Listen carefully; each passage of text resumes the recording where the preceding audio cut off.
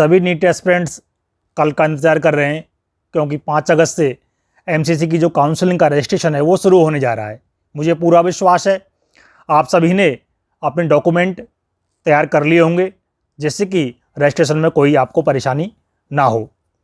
किन स्टेट्स के अंदर स्टेट काउंसलिंग के लिए रजिस्ट्रेशन शुरू हुए हैं तो वो इस प्रकार हैं: गुजरात है, गोवा है, पंजाब है, पुडुचेरी है, एमपी है, तमिलनाडु है। इन स्टेट्स के अंदर स्टेट कोटे की 85% की काउंसलिंग के लिए भी रजिस्ट्रेशन शुरू हो चुके हैं और यूपी ने ब्रोशर जारी कर दिया है, तो जल्द ही 1-2 दिन में वहाँ भी रजिस्ट्रेशन निश्चित रूप से शुरू हो जाएंगे। ऐसे बच्चे जो इन स्टेट से बिलोंग करते हैं वो एमसीसी काउंसलिंग के साथ में स्टेट की काउंसलिंग में भी अपना रजिस्ट्रेशन निश्चित रूप से करवा लें। बच्चों, राउंड 2 और राउंड 3 के जो काउंसलिंग के नियम है वे थोड़े से राउंड 1 से अलग हैं। ऐसे स्टूडेंट्स जो कि राउंड 2 के अंदर कॉलेज प्राप्त कर लेंगे वो फिर यदि कॉलेज को छोड़ेंगे, सीट को छोड़ेंगे, तो उनकी जो सिक्योरिटी मनी है वो फॉरफिट हो जाएगी और थर्ड राउंड में उनको फ्रेश रजिस्ट्रेशन के साथ में जाना पड़ेगा, यानी कि दोबारा से रजिस्ट्रेशन की फीस लगेगी और दोबारा से ही सिक्योरिटी मनी उनकी लगेगी।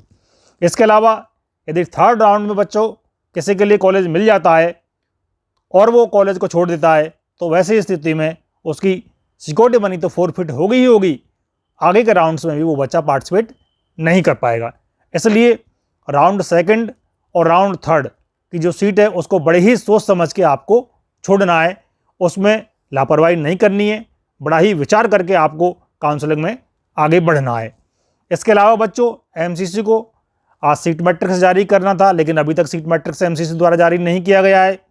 सीट मैट्रिक्स यदि जारी हो जाता तो मालूम चल जाता कितनी नंबर ऑफ गवर्नमेंट एमबीबीएस सीटें फर्स्ट राउंड के अंदर काउंसलिंग में पार्टिसिपेट कर रही हैं, कौन कौन से कॉलेज पार्टिसिपेट कर रहे हैं।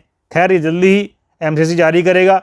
इसके अलावा क्वालिफाइंग मार्क्स के कम होने का जहाँ तक सवाल है, लास्ट राउंड तक यदि प्राइवेट कॉलेजों में सीट बाकी रह जाती हैं, उसी कंडीशन में ये जो क्वालिफाइंग मार्क्स है कम किए जाएंगे, अन्यथा नहीं किए जाएंगे। और जहाँ तक कट ऑफ का सवाल है तो निश्चित रूप से कट ऑफ पिछले साल से कम जाना ही जाना है, क्योंकि नंबर ऑफ सीट्स इस साल तो बढ़ी हैं और जैसे जैसे काउंसलिंग आगे बढ़ेगी नंबर ऑफ सीट्स तो बढ़ेंगी ही बढ़ेंगी। तो बच्चों, वीडियो में दी गई जानकारी यदि आपको अच्छी लगी हो तो वीडियो को लाइक कर लें, शेयर कर लें और चैनल को जरूर सब्सक्राइब करें। Thanks for watching the video.